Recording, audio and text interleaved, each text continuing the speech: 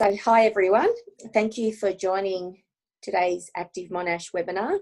It's brought to you by This Girl Can Victoria. This Girl Can Victoria aims to empower women to focus on how getting active feels instead of worrying about what people think. My name's Carol and I'm the group program coordinator for Active Monash, and I'll be hosting the webinar today. Before we start, in the spirit of reconciliation, the City of Monash acknowledges the traditional custodians of country throughout Australia and their connections to land, sea and community.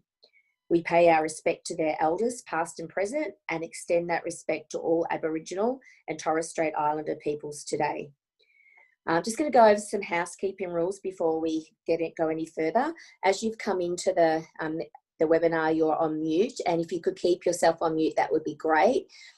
We will have a chance to ask questions later.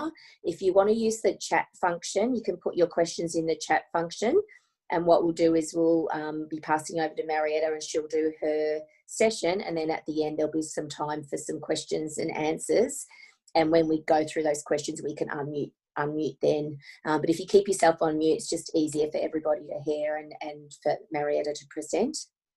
Also with your camera, completely up to you whether you want to have your camera on or off. The session is being recorded, so we understand if you don't want to have your camera on. So just leave that up to you. If you want to kick back and just not have your camera on, feel free to turn your camera off. I'm going to introduce Marietta now. So Marietta is a well-known and popular instructor. She's got over 30 years of experience in the fitness industry. She's an instructor, a mentor, a trainer, an author, a presenter, and a creator of new and innovative programs. She's well known not only nationally, but internationally as a bit of a legend in the aquatic industry. She's also a creator of a lot of group programs such as M-Swing and My Group Move. Some of her accolades, and just some of them because otherwise we'd be here all day. She's Philex Presenter of the Year in 2018, FitX Educator of the Year in 2016, Author of the Year for the Australian Fitness Network in 2007. She's a Pelvic Floor Ambassador for the Continence Foundation Australia. She's a World Master Trainer and Program Coordinator for Gymstick International, and many more things. Marietta has trained and continues to train and upskill many of the fitness instructors and aqua instructors in Melbourne, nationally and internationally. She's successfully moved quickly to the online space through COVID, and she's hosting lots of webinars and classes and workshops, and she's a huge person in the industry. I'm very proud to call Marietta a good friend, and I know that you're going to get a lot of benefit from the sessions she's about to present. So over to Marietta. Thank you, Carol. And sometimes I sleep. So sometimes there's sleeping time. I don't have a family, I just have a dog. So for those people who are like, how does she fit it all in? Well, I don't have all those other commitments. But I'm going to get started straight away. So I'm going to just share my screen so you can see what I have planned for you. Okay. So I'm just going to,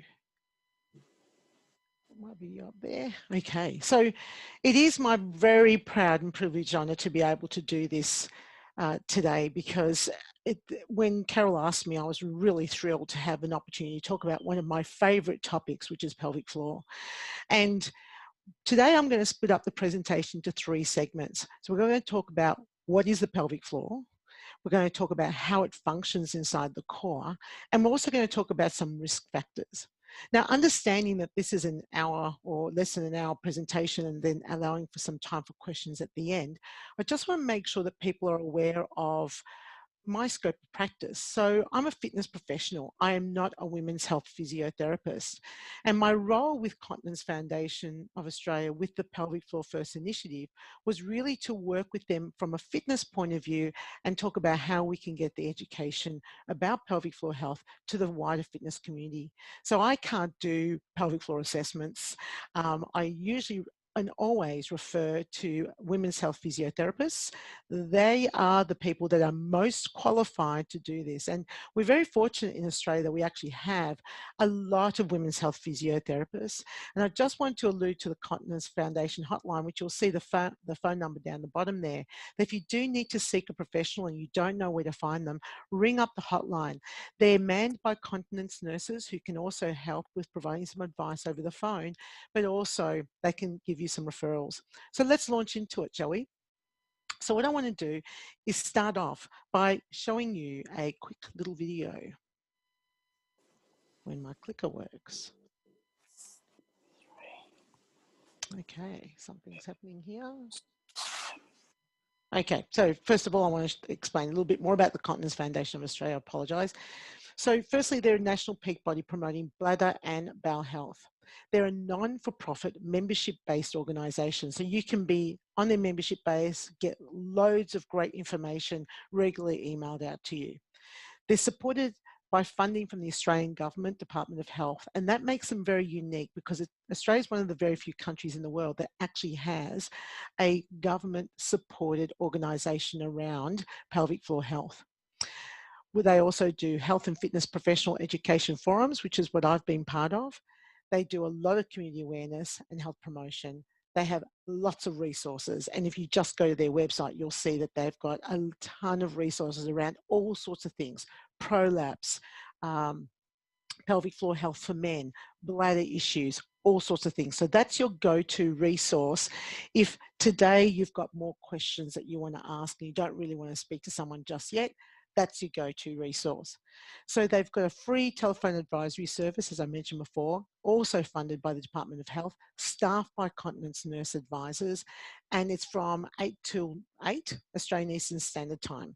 And that's the phone number. So if you want to go ahead, take a photograph of that phone number right now or write it down, that is a great place to begin if you just want to start having a conversation with someone about some things that are specific to you. Yeah, so they are staffed by professionals. So I want to talk a little bit more about pelvic floor first because it was designed to cover a specific aim, and that aim was to reduce the number of men and women who experience pelvic floor dysfunction as a result of inappropriate exercise regimes. Now, I just want to put a little disclaimer here because quite often what we sometimes can say one exercise is bad and one exercise is good. And I want you to take this information I'm giving you today in regards to where you're at with your own physical health. And I'll give you an example. If you had a knee that you injured, you've got a sore knee for some reason, right? You might have hurt yourself actually doing something, so it's a ski injury, or perhaps with wear and tear, or maybe even with age. And as we progress with our exercise, and it's important that we all exercise, there's going to be some things that we're going to avoid. If you're recently injured, there's going to be some exercises and activities that you need to avoid that are going to compromise your knee until you've worked through the rehab process to get to the point that you can return to those activities. For some of us, we've got a lifelong issue with that knee, and there's just some things like running that don't feel great, but we can still be active and participate in lots of different things. Pelvic floor is exactly the same. So you can have had something traumatic, like giving birth, natural birth, and your pelvic floor won't be at the right state at the postpartum to be able to do the sorts of things that perhaps you had done prior to being pregnant.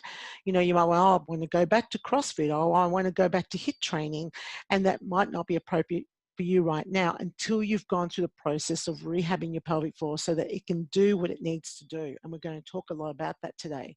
So it's not like those activities are bad and you should never do them again. It's just, it's not right for you right now. And it's all about putting it into context to where you are with your own personal health.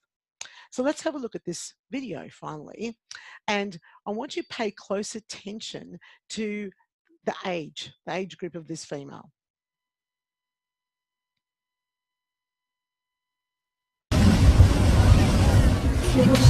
Not what she said. Lily? I'm in here.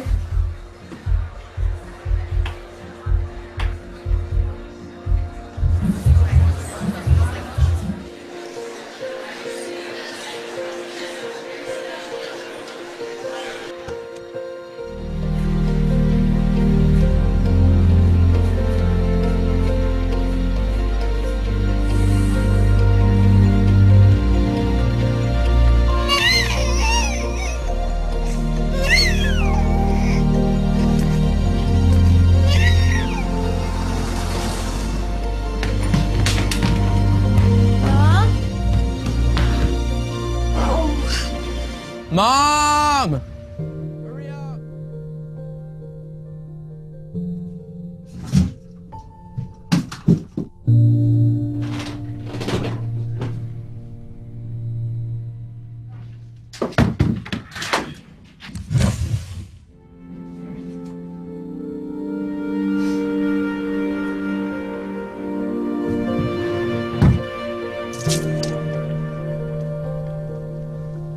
When change feels tough, just remember,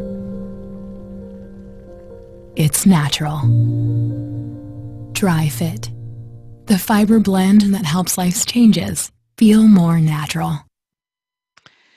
It's an interesting little video because with that particular video, we're talking about a young child, found herself wetting herself at a party. Perhaps she laughed too hard. And then we looked at her as being a young woman entering into college, being a woman moving into her first family home, obviously having had, well, she was pregnant, she had her first child, then she's going to the graduation, and we're watching the stages of aging. And what we often believe around continence health or pelvic floor strength, we often put it into, well, this is what happens as you get older. That's not true. In fact, for a lot of people, it could have been a long life process. She's got a pretty unique relationship with her dad, by the way, because usually that sort of conversation will happen between mother and daughter, you know, and mum may actually be someone who reinforces a belief system that this is just what happens when you're a female.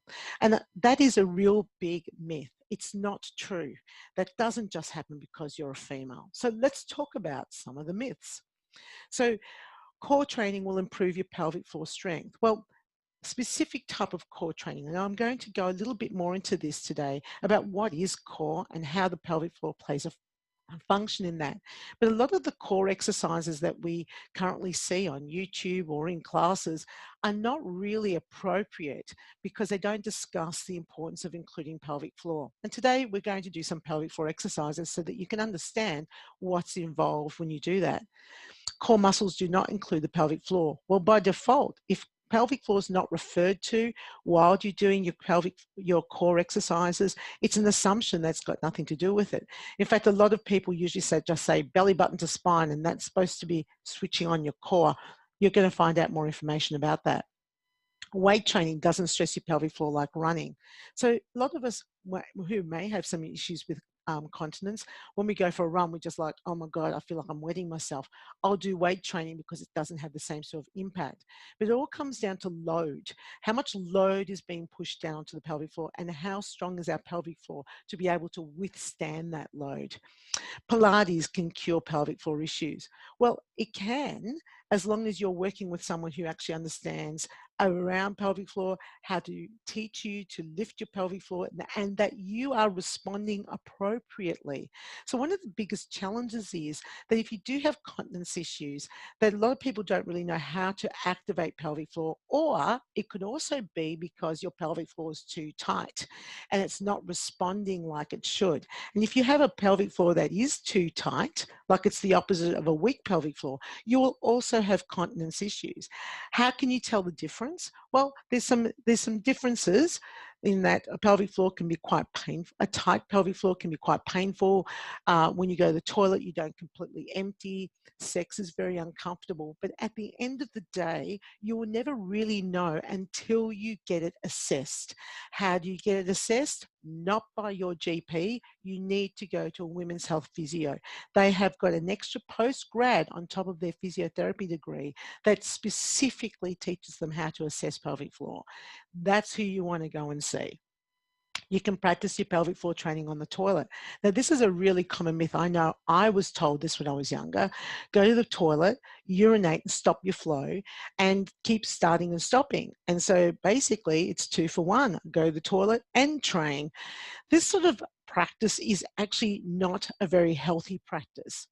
You can do it once, maybe once a month, just to check whether you've got control over your pelvic floor, because that's what your pelvic floor does. It closes the urethra, the sphincter, and it stops the flow urine. But if you do that on a regular basis, what will happen is you retrain your pelvic floor muscles and that sphincter to actually not allow you to completely empty when you go to the toilet, and it usually ends up in urinary tract infections.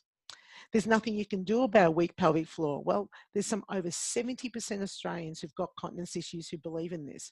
Why? Because they continue to have problems with their continence.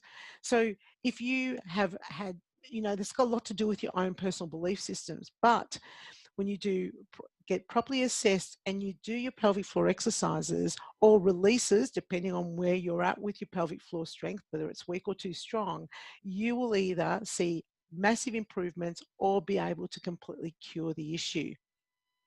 Out of sight, out of mind. It's a muscle we can't see on the outside. We tend to like focusing on the muscles that we can see to do something about it. But this one's a really important one, and you'll see soon.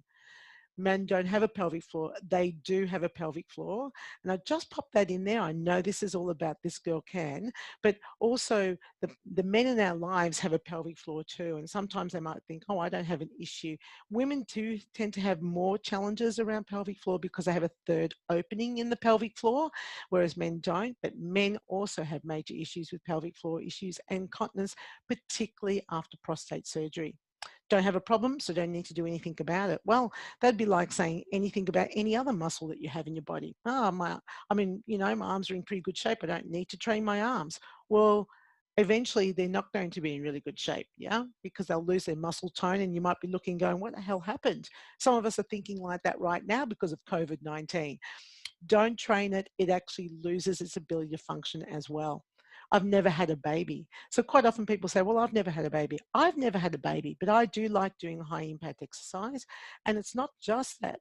I also want to be able to hold on to my pee before I need to just keep rushing off to the toilet. I want to be able to sleep all night and not have to get up several times to go to the bathroom. That's all to do with your pelvic floor strength. And then finally, all excuses, I'm too old or I'm on medication, and therefore a belief system that is perpetuated that there's nothing I can do about my pelvic floor. So now let's have a look at what this muscle is. This is a wonderfully graphic picture of a pelvic floor, female pelvic floor. How do we know it's female? Because there are 3 openings. We have, and I'll just get my highlighter so I can help you see what I'm talking about. Okay, there's my laser pointer. So right here is your urethra. That opening is your vagina. This opening is your anus. There are actually 2 layers of muscle tissue. So this superficial layer that's been cut away here actually helps with creating the muscle tissue around the sphincters. It plays an important role in sexual function. But this deeper layer that you can see that's been, the superficial layer has been removed, but this deeper layer, and there's several muscles here. This one's called collectively Levator A9, and it does all the heavy lifting. And what's it lifting? I'll show you in a moment. But I just want you to note a couple of things. So if you go ahead and stand up wherever you are, don't worry, cameras aren't necessarily on. You don't need to be facing your camera. But let's talk about where it is. Let's talk about the landmarks. So this landmark up here is your pubic bone. So right there, right in front. So if you just go down and touch that there, that's your pubic bone. That's the front of your pelvic floor. At the back, you'll see that you have your coccyx. So that's the coccyx part there. So that's, if you feel for your sacrum, go all the way down. If your finger disappears, you've gone too far. And that's your coccyx. So the front and the back, if you think about it, for me, it's longer than between my little finger and my thumb. It's longer than that.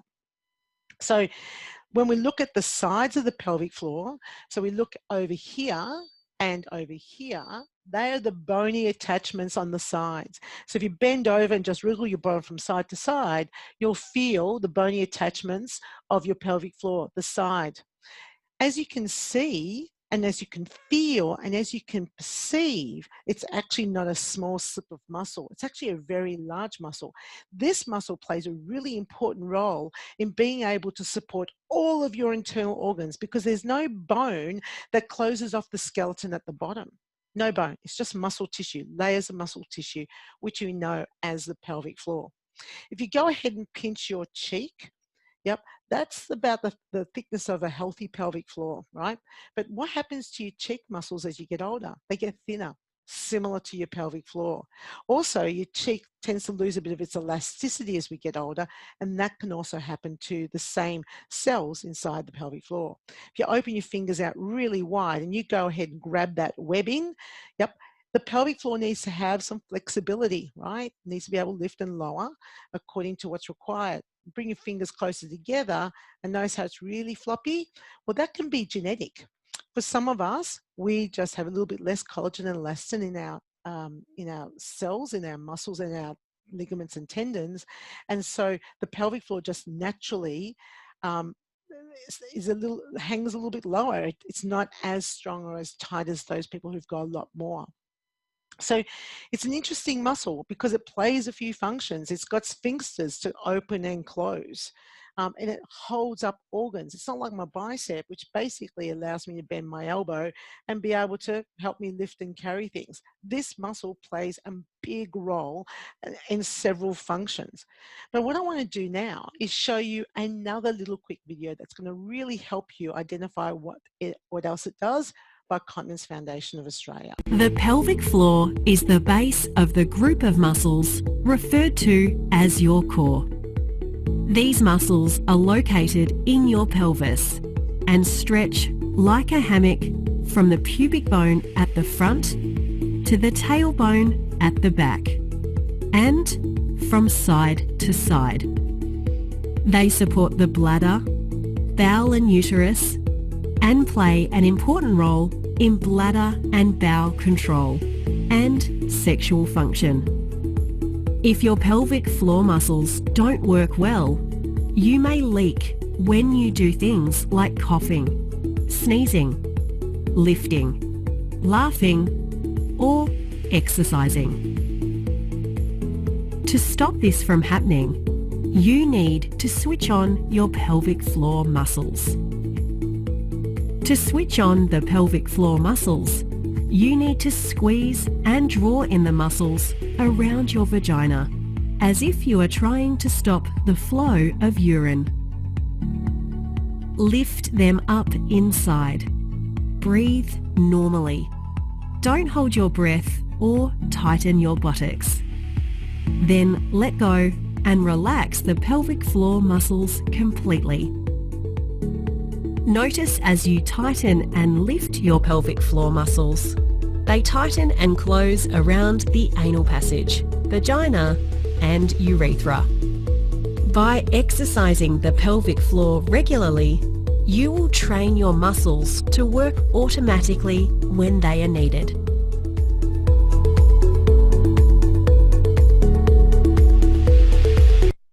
Great little video, and I bet some of you were doing your pelvic floor exercises while you're watching that video. So let's do one. Let's do a pelvic floor exercise right now. So you saw the way it all squeezed in, sort of from the sides and from the front. So it all sort of pulled in. An analogy I like to use is like a clock face. I've got a little clock here. So we've got 12 o'clock representing the pubic bone, 6 o'clock representing the coccyx down the bottom, and then we've got 3 o'clock and 9 o'clock. And do you remember how the pelvic floor seemed to be squeezing from the side? So what I want you to do is imagine that you're going to try and squeeze 3 o'clock and 9 o'clock together. And I want you to remember to do a few other things. Firstly, you need to breathe comfortably and naturally. There's no breath out or breath in. The breathing still happens. The second thing is all the things that you don't want to also be doing. Lifting your eyebrows, squeezing your buttocks, squeezing your legs together, curling up your toes, lifting up your shoulders, holding your breath. So let's go ahead and do a pelvic floor exercise. So remember what you saw in the video, that sort of squeezing in action, and I want you thinking about 9 o'clock and 3 o'clock, and you're going to try and squeeze in the sides. So it's like you're squeezing in from the side. So breathing in and out naturally.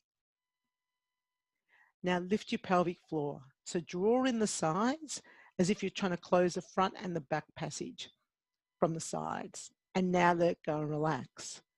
See if you can do that again without holding your breath. So drawing in the pelvic floor, front and back, closing all your openings, and now let it go and relax. You may have also been aware that your lower abdomen, not your belly button, lower abdomen may have also activated. And if that's the case, that's a very healthy response. You know, some of us might be thinking, oh no, that can't be working. Yes, it is supposed to be working. So that's a healthy response. I'll talk more about that as far as pelvic floor is to do with your core. So we'll do some more pelvic floor exercises, but that's just a really great video to observe. I know that they've got another one on YouTube for men as well. So in your pelvic floor, you've actually got a couple of different muscle fiber types, like every other muscle in your body. So we have what's called type 1, which we call slow twitch fibers. These slow twitch fibers are endurance fibers, and basically they're designed to actually hold tone for lengthy periods of time. So to hold tone. Now, a good example of that is as your bladder fills and the bladder sits on top of the pelvic floor, as it fills, your pelvic floor is going to consistently lift up the bladder so that the opening, your urethra doesn't open and you wet yourself. So doing long holds up to 10 seconds when you do your pelvic floor will actually teach it endurance, particularly important if you have urge issues, urge control. Okay, so this is like, you know, the door latch issue. You know, you've arrived home and you've been totally okay. You go and put your key in the door and you've sent off a signal that you've taught yourself at some point that every time you arrive home, you need to go to the bathroom. And it's really important to be able to retrain that. You know, there's some of us always go to the bathroom before we're about to do exercise, regardless of how much urine is in our bladder. And ideally, you should only need to empty your bladder once you have 350 to 450 mils in your bladder. That's a lot of urine. Yeah, and a lot of us empty constantly. So we end up with an issue where we're going so frequently during the day. Training the slow twitch fibers is all about being able to manage urge incontinence. So what we want to do is try and hold it for 10 seconds. And you want to do 10 repetitions, but you need to have decent rests in between. It's about 45 seconds. So do you have an issue with urge control? Well, if you go to the bathroom more than 6 to 7 times a day, there's a possibility, yes. If you go to the toilet more than once a night, yes. And who's the best person to assess that?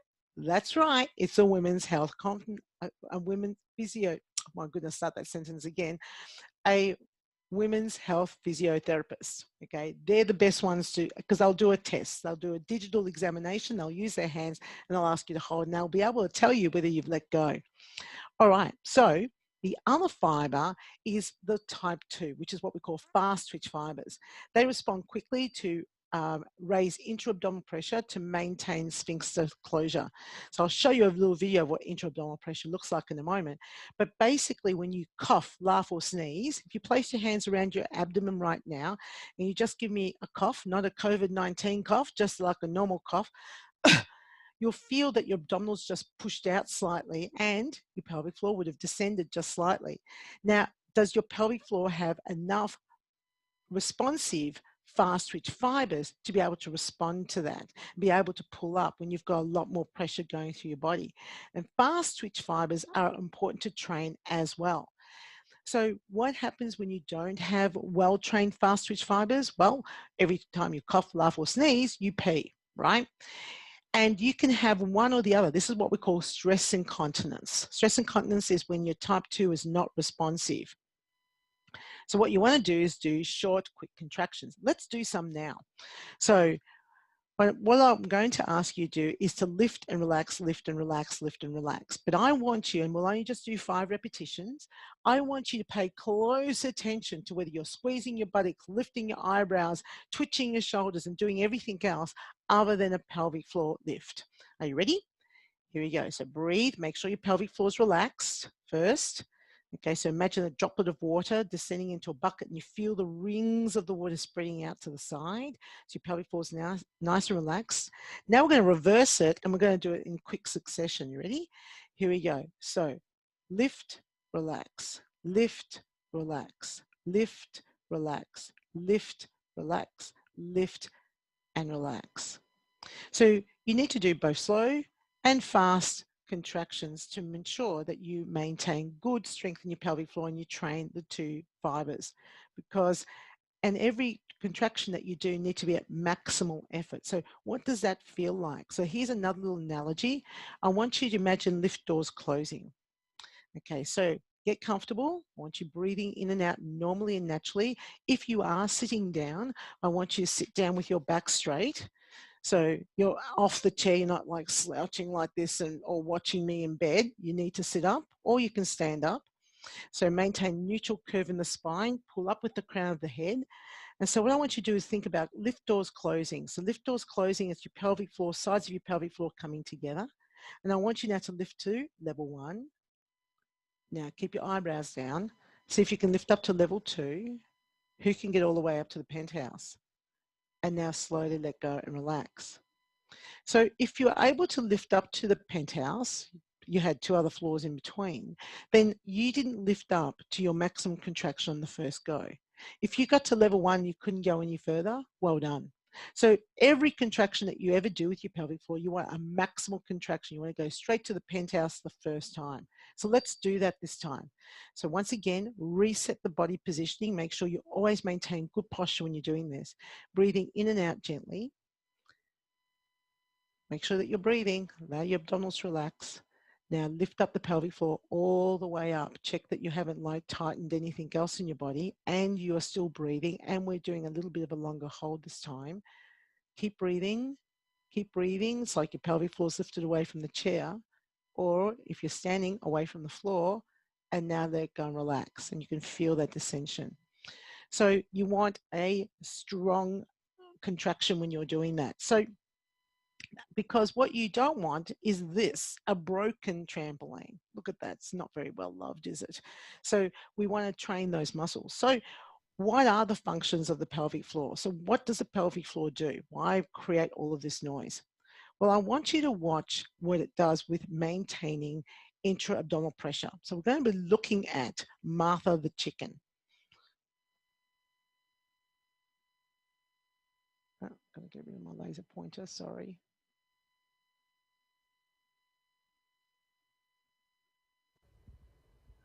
So Martha the chicken.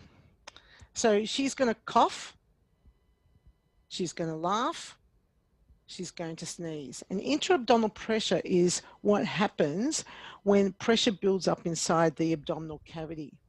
Now, if you don't have a strong pelvic floor, what will happen is, as that intra-abdominal pressure increases, like with a cough, laugh, or sneeze, everything will start to descend, as you can see with Martha the chicken. What we want is a pelvic floor that will respond, that will push up and be able to withstand the force of everything going down, right? So that's really important, that we have a strong enough pelvic floor that it can withstand intra-abdominal pressure, which can be caused from lots of things: coughing, laughing, sneezing. A classic one is when I'm walking my dog and he pulls on the lead suddenly.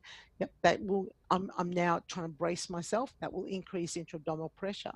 So catching a ball will increase intra-abdominal pressure as our abdominals try and respond to stabilizing the body. We want a pelvic floor that will respond appropriately. Another function is it protects the spine. We're going to go into that in a little bit more detail. But in this example, it's like a can of beans. So our core basically is 4 muscles. We have a diaphragm that sits at the top. We have a pelvic floor that sits down the bottom. We have a large muscle that goes around the center of our body called our transverse abdominis. And we also have some spinal muscles that also support the lumbar spine. It's what we call multifidus. So the pelvic floor plays is a really important part of protecting the spine. It attaches to the coccyx, so it acts like an anchor at the base of the spine to hold it in the correct position at the base. It helps support your pelvic organs. These 3 people represent your bladder, your uterus, and your bowel. So can you see how that trampoline's beginning to dip down? Well, you know, it's the same thing as our bladder feels, or as our bowels also are preparing us in the eventuality that we'll go to the toilet. Or if you're pregnant, that baby is going to place a lot of pressure on your pelvic floor in the center. And it plays an important role in sexual function. So we often don't really So a lot of people don't really do anything about their pelvic floor, particularly if they have a tight pelvic floor, until it affects their sexual life. And ideally, it's something that can be addressed prior. But if you have a weak pelvic floor and you do your pelvic floor exercises, a lot of people are very, very satisfied with the outcome. So it controls emptying. So when we have a pelvic floor that's too tight, you can't completely release. And it's really important that when you do go to the toilet, that your pelvic floor knows to relax completely. Okay, so this is why assessment is really important if you have incontinence, because we don't know if the pelvic floor exercises may make it worse because your pelvic floor is too tight. So let's talk about how the pelvic floor functions inside the core. So here's a great example, a great image. This is from Continence Foundation of Australia. And we've got the diaphragm that basically separates your heart and lungs from the rest of your organs. You've got your pelvic floor that basically holds your organs inside your body, because without it, all our organs would fall out. We have this large muscle tissue called transverse abdominis, which you can't see on the outside, but you will see in a video shortly, and plays a really important role in being able to flatten and withstand intra-abdominal pressure. And then we have multifidus, which helps knit up everything in the lumbar spine. They're called the core because they're deep muscles. They're not muscles that you can see on the outside. So the nickname for them is core. So when you're looking at someone's six-pack, you're going, oh, she's got an amazing core. You've sort of used an inappropriate term. You need to say, oh, she's got a nice set of abdominals. That's it. Not necessarily a strength. That's not necessarily a sign of her core. In fact, a lot of athletes have issues with their core, and they can be amazing performers, but they also have problems with their pelvic floor, and their core muscles are not responding appropriately. So when we look at these outside muscles that I've just referred to, we often think, well, they're part of the abdominal cavity. So rectus abdominis is, and the reason why we need all these layers of muscle, I'm just going to get my laser pointer again, is because we've got the skull, which protects our brain, which is an important organ, really important organ because it's got really hardcore armor. We've got the rib cage, which you can see helps protect the lungs and the heart, which sits inside that. We've got the pelvis, which helps protect the reproductive organs. But in between the rib cage and the pelvis, there's nothing here that protects all of those other organs, our digestive system, endocrine system, our liver, kidneys, all that sort of thing. So we've got layers and layers of abdominal tissue that basically keep all those organs in. And the most external layer is our rectus abdominis. And we often call it, you know, the six-pack. It's sort of just the way it's designed. Fascia basically holds those fibers down, which gives us that sort of six-pack look. We then have another muscle group, which is called our external obliques. Now, these muscles start from the rib cage, cross over, they sit underneath as they cross over down the, underneath the rectus abdominis and attach onto the opposite hip. Imagine it's like packing tape. It's trying to hold all those organs in. We then have a set of internal obliques, not as large, but they come from the hips and cross over and attach onto the ribs. These muscles play a really important role with movement. This is how your torso moves. But then we have another layer of abdominal tissue, basically to keep all those organs in, called transverse abdominis. It is quite large, but the focus that we do when we look at transverse abdominis and we're thinking about core is the focus down here. So it's from where your hip bones are, across where the hip bones are. And if you go ahead and touch your hip bones, that's basically where we focus, that lower part of the transverse abdominis. So, hang on, this one's, all right. So I'm just going to switch off my laser pointer. So we're going to do some... I'm about to ultrasound Marietta's deep abdominal muscles and pelvic floor using real-time ultrasound, which is this machine over here, which is fairly easily accessible these days through most physiotherapy clinics. I'll be putting the probe on her lower abdomen to scan her abdominal muscles, the transverse abdominis and her pelvic floor muscles, and to give me feedback about the way she's doing the exercise, and Marietta can view the screen herself and she gets instantaneous visual feedback as to the way she's switching those muscles on. Let's have a go. So this is what will happen if you get your real-time ultrasound for your pelvic floor and your transverse. Look at through Marietta's abdomen. The probe is here, which is the skin, the surface. As we go down, that's deeper into her abdomen. So we have a small layer of adipose tissue or fat, but not much there on you, Marietta. Don't worry about that. Next layer, you've got your external oblique, which is that black line between the white, the black area between the white lines is external oblique. Internal oblique is the second layer of abdominals, seen through there, which is a fairly thick muscle in this case. And then we've got transversus, which is the deepest lying muscle, which is all the way through there. So that's through the abdominal wall. When we're looking at contracting the transversus, we're looking at that deep layer. What I'm expecting to see is a thickening of that muscle and a sliding action. What we don't want to see is the second or third layer get bigger. So the idea with this exercise is that you isolate the transversus without moving the other two layers. Let's have a look. Okay.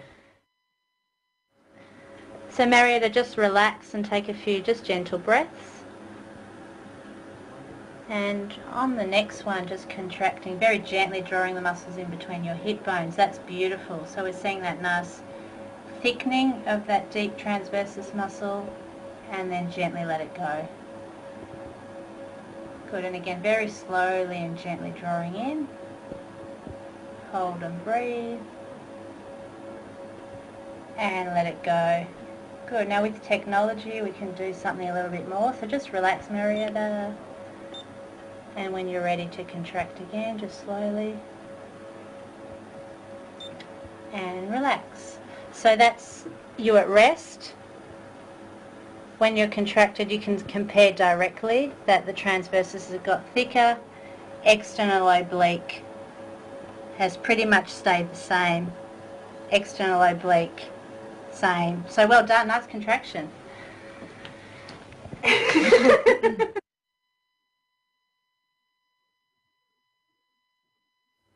Hi, we're going to do a scan now of Marietta's pelvic floor. I know you've been talking lots about pelvic floor, but have you actually been doing your exercises? Yes, I have, Shira. When do you do them? I actually do them a lot in the car when I'm waiting in line, like at a post office or something like that. But I think I'm more consciously aware of it all the time. Fantastic. So let's have a look now and see whether she's doing them correctly or is she wasting her time.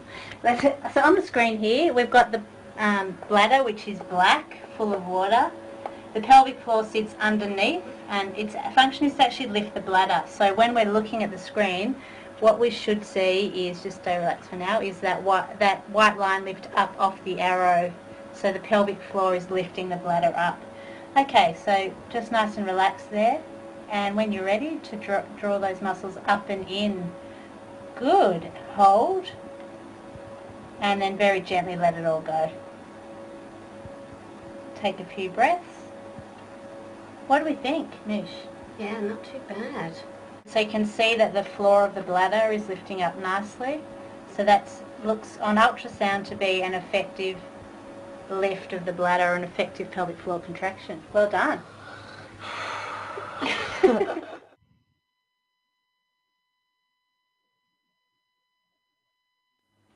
Okay, so what happens when we cough? What happens to our pelvic floor? Let's have a look.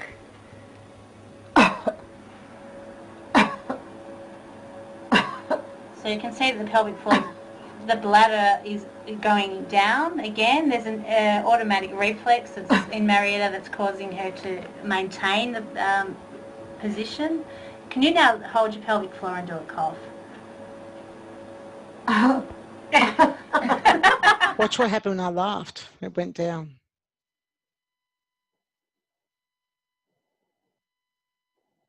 So this is a relaxed pelvic floor, no contraction, coming up to do a sit-up. Let's have a look and see what happens to the bladder. So you can see it's going down the bottom of the screen, or it's falling down instead of lifting up or maintaining position. Now with the good pelvic floor, if we get the pelvic floor working first, as we should with all exercises, and then control and sit up, you can see the bladder's maintained nice Same position. We're integrating pelvic floor first into the abdominal curl, much healthier result in terms of her technique.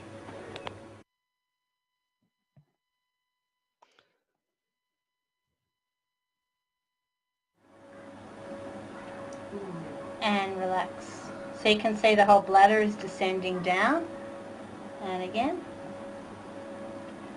towards the bottom of the screen. Oh, hang on. I'll try and do it.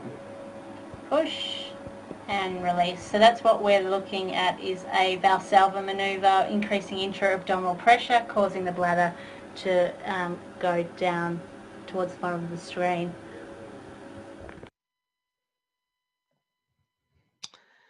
Very interesting when you look at it on real-time ultrasound, because it shows you very, very clearly what happens with the transverse abdominis, but when you're doing it correctly, also what's going on with the pelvic floor. And I would imagine some of you also lifted your pelvic floor when you saw me do mine. So let's have a look at the next slide. Okay, which is a transverse abdominis activation. So let's do one. So this is part of your core, and your transverse abdominis and your pelvic floor are wired together. So they're designed to actually activate together when we do a core contraction. And I want you to watch this video and check it out. So have a look particularly at what's going on here? Let's try that again.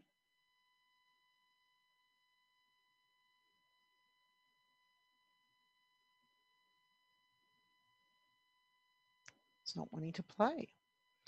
All right, so we'll do this together. So basically what I want you to do is place your hand on your upper abdominals and place your hand on your lower abdominals. So what we're going to be doing here is actually drawing in from the hip bone. And what I'll do is I'll actually bring my camera really close so that you can actually see it. So it's even better than a video that I've done. All right, so I'm just going to kneel down a little bit here so that you can see it clearly. All right, so this is my abdomen. And it's really important that you just relax your abdomen. See the belly button right here?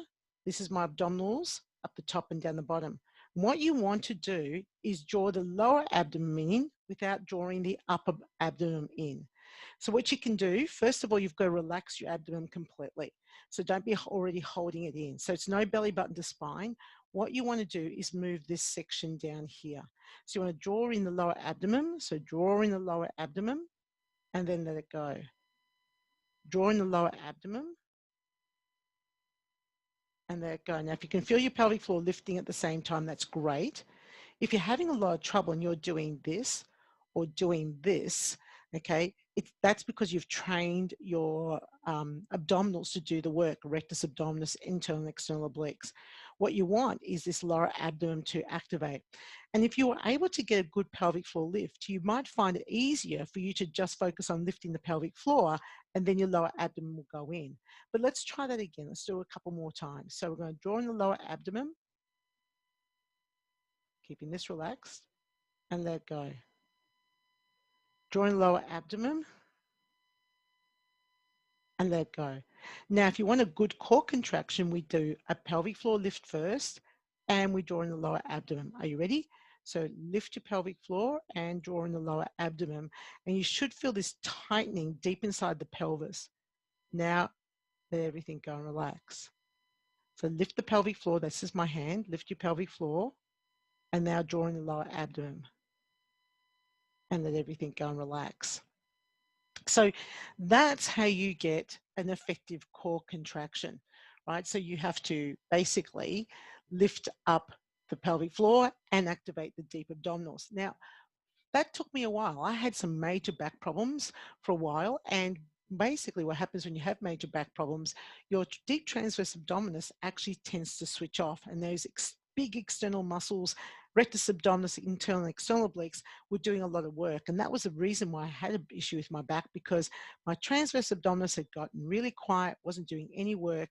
And these muscles had became so strong, it was pulling my spine forwards.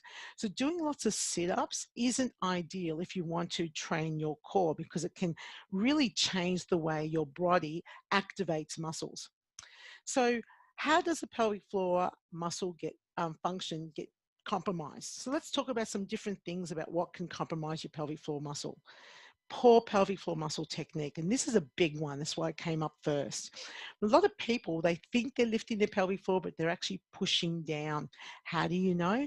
Well, usually if you do have continence issues and you are doing your pelvic floor exercises and you're finding that you're not getting any result, there's a very good chance, in fact 66% chance, that you're doing it incorrectly.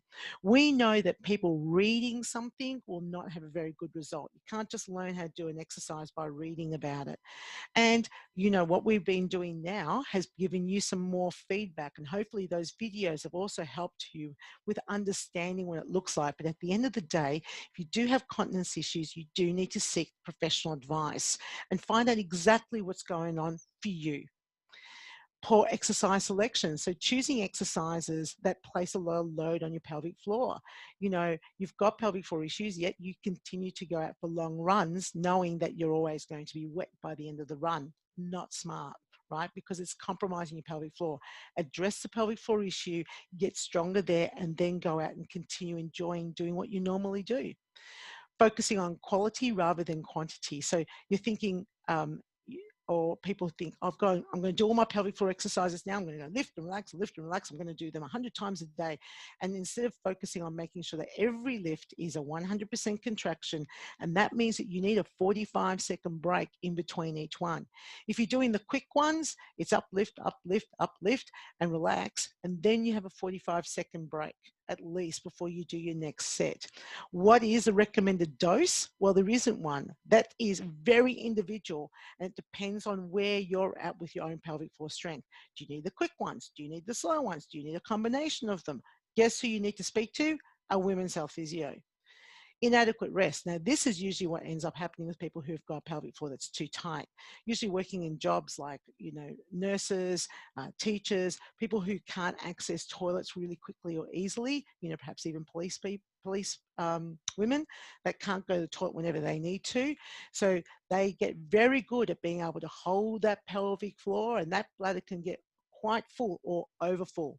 In fact, we can get bladders that can hold up to 1 liter of fluid, and that's not healthy. Or you're just deconditioned. Pelvic floor is deconditioned, or you're physically deconditioned, right? Sometimes people will get pelvic floor challenges when they start getting whooping cough, or they get their yearly bronchitis, and that causes issues. Who knows with COVID-19, with coughing as being one of the major symptoms of that, where pelvic floor function is going to be at the end of, well, once you recover, right? So what happens with your core muscles when you're doing exercise? Well, ideally your core muscles respond as they are in the image on the left. So what we want to see when we're doing, when the core is working properly, we want the pelvic floor muscles to lift up. We want the lower transverse abdominis fibers to draw in, where we were focusing before, neutral spine, and breathing to be appropriate for the intensity of the activity that you're doing. What we don't want, and this is a big issue, this is what I was doing to Martha the chicken, is drawing belly button to spine with a breath hold, and that will just push everything downwards against the pelvic floor. So, you know, those core exercises I was making reference to before, quite often ask people will hold their breath, will really struggle with being able to breathe, and it's all about belly button in and belly button to spine. Not a good way to think about it if you want to train your core and you want to have a healthy core, a responsive core. So core activation techniques. So the first thing you need to do is have a neutral spine. So let's do another one. We're going to do a core exercise now. Neutral spine. So you're either standing up straight. If you are standing, go up onto your tiptoes just for a moment, and then hold yourself there and gently lower your heels down. It's my instant posture corrector. It's fantastic. Then I want you to think about lifting your pelvic floor, so tightening between around the pelvic openings, your urethra, your anus, your vagina. And you want an inward lift. You want to now draw in your lower abdomen, but without switching on your buttocks and all the other external muscles, your upper abdominals. Your belly button doesn't go anywhere. You've got to maintain breathing while you're doing this, and then you need to relax everything. Because if you don't get the relaxation at the end, firstly, you're training the muscles to just hold and hold and hold, or secondly, it may have actually let go while you're doing your contraction, and now you can't tell, did I lift it, didn't I lift it? And perhaps it already relaxed. It wasn't strong enough to hold it for the length of time that you wanted to hold it. So the relaxation and feeling that relaxation at the end of each contraction is really important. So some things to think about. You can think about the lift closing and going up. We did that today. Stopping the flow of wind in polite company. Imagine your mother-in-law is about to walk in and you're about to let one go, all right? Or anyone, right? Imagine you're in a public toilet. You're trying to quiet the flow of your wee. So these are things that you're thinking about that may help you with lifting your pelvic floor. Now, this is a good one. I don't know what it is about women's health physios and food, but sucking a pee into your vagina is one that they'll often use. Or trying to stop a tampon from coming out. So you're not trying to push out the tampon like a torpedo, you're trying to draw it inwards and upwards. That's one that works really well for me. Imagine a plane taking off from the anus through the urethra, through the vagina, out through the urethra, and through the pubic bone. So that might be closing the back passage first for some people, makes it easier for them to lift their pelvic floor. And if you've got a male in your life, or this can actually work for me too, thinking about shortening my penis. Yep, and it helps with lifting my pelvic floor. Well, that's a really good one for guys. So you want to avoid thinking about tightening the abdominals, sucking in your abdominals. Anything that requires you to go, I'm going to go harder, harder, harder. Yes, you want a maximal contraction in your pelvic floor, but that doesn't mean everything else then goes on as well. Bracing, that abdominal brace. Remember in the video when I was with Shira, the women's health physio, how I pushed down? I was doing an abdominal brace. I was basically pushing my tummy out, and that was causing my pelvic floor to go down, pulling my belly button in or navel to spine. So some risk factors, some things to consider. Risk factors in regards to pelvic floor. So when we talk about pelvic floor and the sorts of things that will challenge it, is pelvic floor load. So obesity is a risk factor. High impact exercise. You know, if you're not training your pelvic floor, you're going to have issues with your pelvic floor and your core. Remember, the two work together, they're synonymous. Coughing, constipation, heavy lifting. Because constipation, you're pushing down. So you need to have a look at your diet, and you also need to find ways to go to the toilet properly. Yeah, leaning forwards, elbows on your thighs, feet lifted. Pelvic floor integrity. Well, pelvic floor muscle function, like is it functioning like it's supposed to? Trunk posture. Posture's got a lot to do with pelvic floor muscles activating correctly. That's why the neutral spine is really important. That's why multifidus is part of what we call the core unit. Physical activity or inactivity. Any type of pelvic surgery is going to affect your pelvic floor. If you've had a hysterectomy, if you've had a repair, if you've had during birth, whether it be natural birth or the baby's come out through the sunroof through cesarean, you've had this baby pressing down against your pelvic floor. And if you've had to have an episiotomy afterwards, all those sorts of things will affect your pelvic floor. Gender. Females definitely are more affected about this than what men are, and increasing age. So some things around pelvic floor dysfunction. Well, urinary incontinence. We have stress incontinence, we have urge incontinence, and you can have both, right? Pelvic organ prolapse. I'm going to show you a little image in a moment about that. Any sort of bowel dysfunction, you know, constipation or diarrhea, chronic pelvic pain syndrome, or any sort of sexual dysfunction. You know, a lot of women have issues around pelvic floor due to rape or sexual not sexual harassment, but sexual assault, and the pelvic floor will actually tighten up. So one of the things that you'll find out when you do go to see your women's health physio is that you'll actually sit down and have a bit of an interview. She'll ask you lots of questions prior to assessing you, just to sort of get a full scope over where you're at. That's why I really recommend that you see a professional. Prolapse symptoms. So how do you know if you have a prolapse? And 50% of women over the age of 50 in this country, in Australia, have prolapse. My God. So what does it feel like? It feels like a bulge, right? Or a dragging sensation around the vagina. You can also represent as lower back pain or abdominal pain. You go into the toilet and you don't quite completely empty your bladder or your bowel. Or you have to insert your finger into your vagina to help with being able to go to the toilet. So what does it look like? I'm just going to get my little laser pointer again.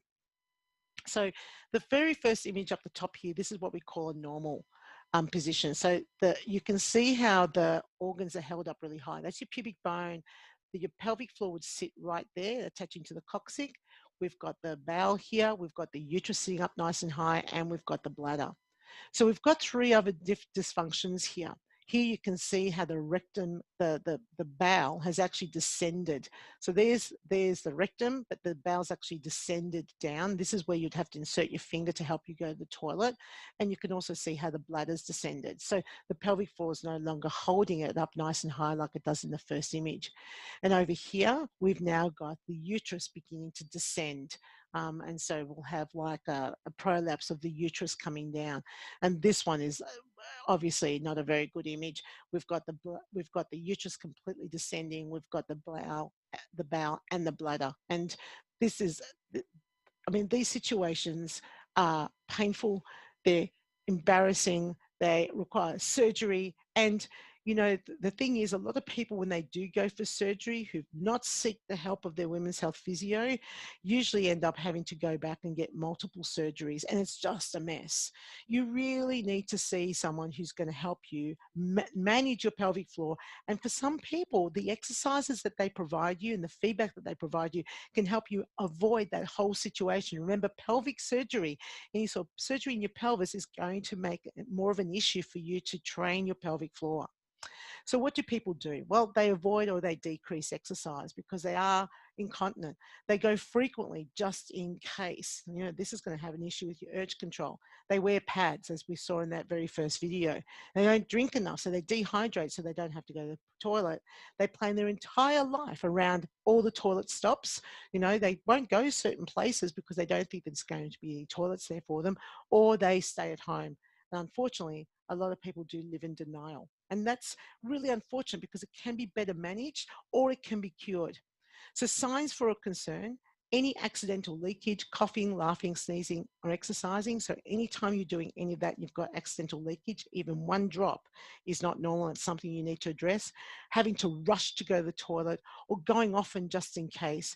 Any challenges around wind or bowel control. Dragging or heaviness, which is a sign of a prolapse, or decreased sensation. So the Pelvic Floor First is actually a separate website, but it's run by the Continence Foundation of Australia. They've got a ton of information there, and they've got some amazing resources for both the public and for the fitness professional. So it's really well worth checking it out.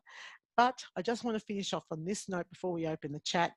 Success in life is between 5 to 10 is not weeing in your pants. Between 11 and 15 is having friends. This is success in life. I would hope that you have friends prior to being 11. Being able to drive between 16 and 20. Having sex, well, you know, we would like to think that people have, you know, consensual sex after the age of 21. Having a job between 25 and 35 and having left home. Having money between 45 and 55. Still having a job when you're between 60 and 65. Still having sex between 65 and 70, right? Being able to drive by the time you're 75. Having great friends between the age of 75 and 80, it's really important, but probably most importantly, between 80 and 90 is not weeing in your pants. So I want to say a massive thank you for being able to share this information with you. I'm going to stop sharing my screen so that we can move on to the chat or any questions that might have arisen. Thanks, Marietta. That was fantastic, very informative. There is a few questions in the chat. I will just read some. So we've just got a question here that said, what would be the cause of peeing and not being aware that it's happening? That's incontinence. That is the definition of incontinence, is peeing but not being aware that you've peed yourself. So incontinence, that means that you need to seek advice, professional medical advice. It's just so, I just find that it's so interesting how many people avoid doing this. And I'm like, just do it. It's such a relief when you find out what it is that you can do and how you can solve the problem, usually pretty quickly and pretty easily. Because once you get it assessed, you'll know exactly what exercises. They'll give you specific exercises to do. They'll ask you to come back so that they can retest and see if you're on the right track and you're doing them correctly. But in the time that you have with your women's health physio, they'll actually make sure that you're doing your exercises correctly. So we've been talking a lot about women's health physio. So how would you recommend people go about finding I suppose their closest or their the best women's health physio? Okay, they're all fantastic. I've never met a women's health physio in all the time I've been involved with Pelvic Floor First, which has been since 2010. I sneezed Bless and my you. pelvic floor worked. Right, that's important. So the Continence hotline, the Continence Foundation hotline is the best place to call. Call them, tell them where you live, and then they will hook you up with who to contact in your local area. There's actually a lot of women's health physios in Melbourne, mainly because the University of Melbourne is one of the 2 universities in Australia that offer the postgrad. So there's lots of, and amazing, like people have done lots of research and live in Melbourne. So yeah, you're very fortunate to be located here. So there'll be someone that's fairly close by. So I know before someone wrote about the scans, but I know not all women's health physios have real-time ultrasound. So if they were interested in the scan, is it best to sort of make the phone call and check whether that actual physio offers that service? And I want to define something here. So the 2 assessments that they do is a digital assessment where they do insert their finger into your vagina and they test in the strength. They'll get you to do certain things. That's the gold standard. The problem with the real-time ultrasound is I can see it, which is great, but they can't tell how much of a squeeze that you've got. They can see a lift, but they don't know if the lift has come from a really low place and now it's lifting and hooray, it's okay, or whether you've got the squeeze. So you want the squeeze and lift, and you can only tell if they insert their fingers and do a digital examination. But the real-time ultrasound is really useful because from a client perspective, you get to see it. And that's true, what Carol said, not all women's health physios have the real-time ultrasound. So it's well worth checking it out. I know Shira, she's located in Paran. Her business is called Be Active, and they've got real-time ultrasounds there. That's why I went there to film it. I know that Clifton Hill, the women's health physios in Clifton Hill also have real-time ultrasounds. I've been there too, but a lot of them do have it, but it's well worth, as Carol suggested, to give them a call first. Another question is, how long could it take before we see results with pelvic floor exercise? It depends on where you're at. So if you've had lots of surgery, you've had prolapse, you're not going to be the same as someone who's just realized I'm beginning to wet myself when I cough, laugh and sneeze. It's all about scale, right? So it depends on where you're at. And usually if you're consistent and you are doing your exercises correctly, I need to make sure that you're aware of that. If you're not doing them correctly, then you're going to be wondering why nothing's happening. That's why it's so important to get it assessed so that you know. But you should see some change, just like if you're doing any other training in your body. So if you were asking me the question, well, if I start training my bicep, when will I start seeing some results in my bicep? Well, for a lot of people, if you're doing it correctly, you'll start noticing some strength changes within a couple of weeks, right?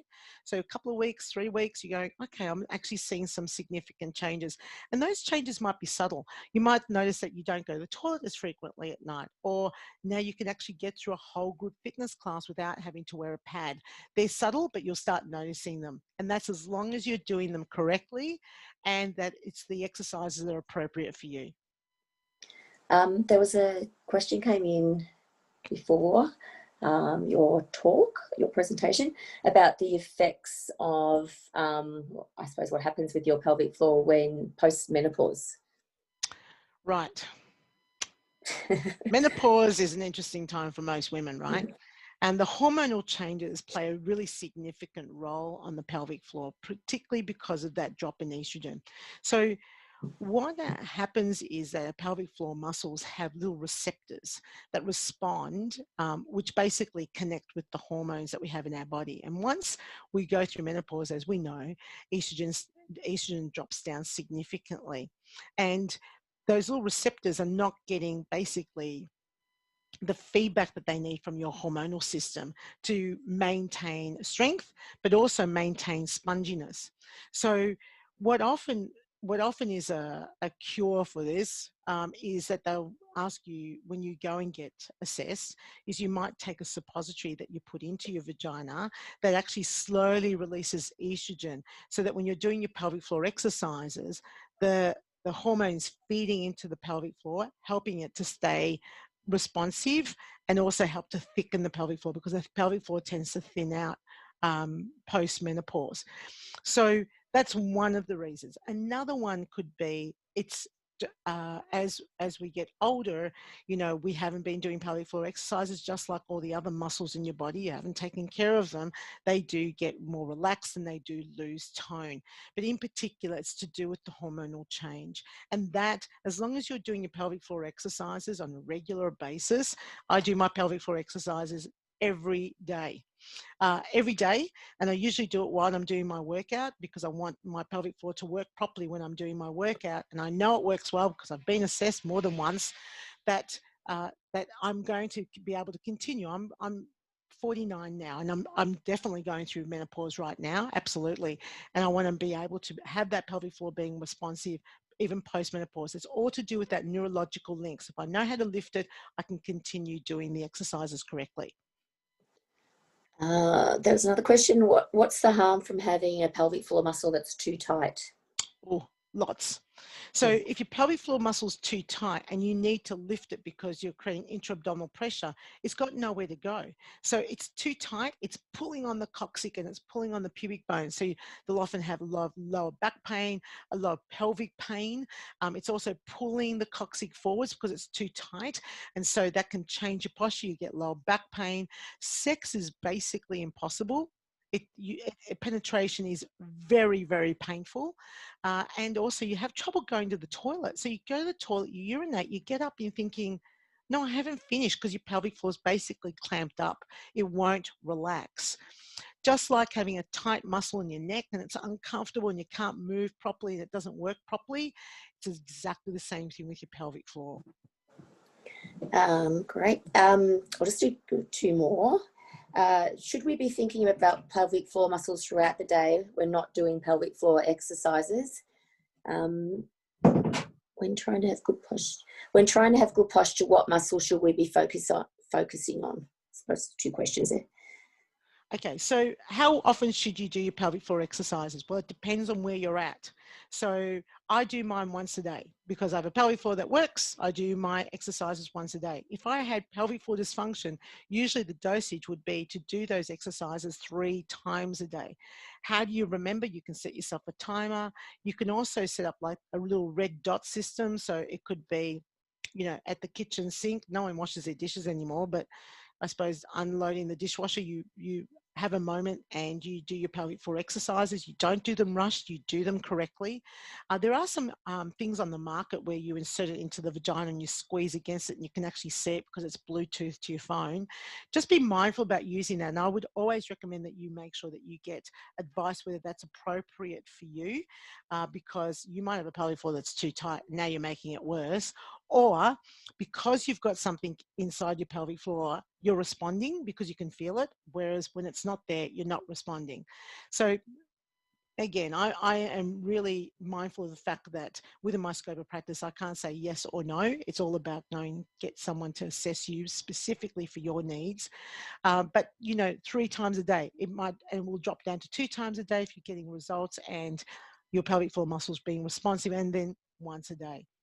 Okay, posture. Posture is everything. You cannot actually activate transverse abdominis and pelvic floor very well if you've got bad posture. So the little trick that I just showed you before about raising up onto your tiptoes is great. It's like an instant posture corrector, which you can do anywhere. You balance on your tiptoes, try and maintain that posture and gently roll your heels down to the floor. And it's sort of, for me, it puts my head back in because I'm one of these sorts of people with my head forwards. So it pops my head back in. I'm like, oh, okay, this is what it's supposed to feel like to stand straight.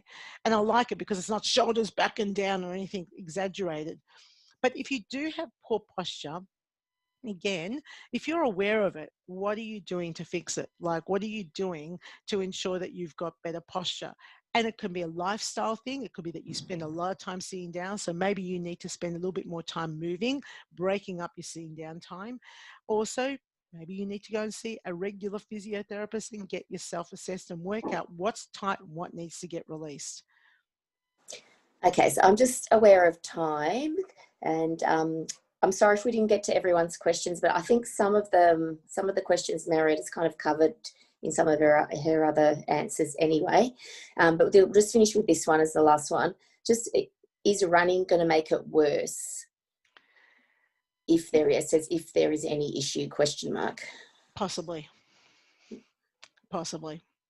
And there are some people who say they don't have any issues when they run, but they get up frequently during the night, or, you know, they might have, and they're okay with running because that's more of an endurance thing, but they cough, laugh and sneeze, and they've got stress incontinence, but not urge incontinence. So there's it's not that running is bad for you, but if you do have issues with incontinence, running could potentially make it much, much worse. And that's why we want to address the pelvic floor issues, so that you can go back to doing the things that you love doing. And when you go back, you may actually go back in stages. You might not be able to run as far as you did initially because your pelvic floor tends to fatigue, and you might be going for shorter runs. I did a seminar a couple of weeks ago with a women's health physio who actually helped a triathlete get back to high performance training after giving birth. And it was quite a long process. It was about a 12-month process until pelvic floor was ready for her to really start being able to push her body. So, you know, and she had a natural birth. So there was a lot of things that had to go into place to get ready for being able to do the sorts of activities that she wanted to go back to. Thank you. So I'm sure everyone got so much out of that. It's incredibly informative, and there's obviously lots of interest in this topic.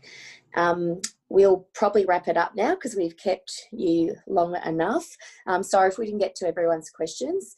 I think we've covered a fair few of them. So thank you, Marietta, for your presentation. Thank you, everybody, for joining us. We hope that you continue to stay connected with us at Active Monash, and we have another webinar coming up later in September with Jodie Arnott, which will also be fantastic. So have a great afternoon, and I'm sure you'll be doing your pelvic floor exercises for the rest of today. Thanks, everyone. Thank you.